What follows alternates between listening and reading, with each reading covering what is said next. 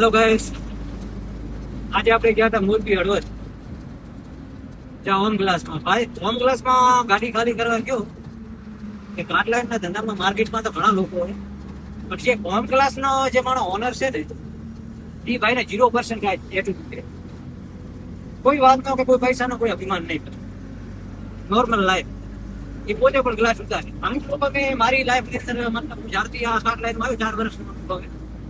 અમુક લોકોને જ્યાં ગ્લાસ લાઈનમાં જે અમુક પાર્ટી છે એ લોકોની એટીટ્યુડ, એ લોકો ગ્લાસ પર ના ઉતારે.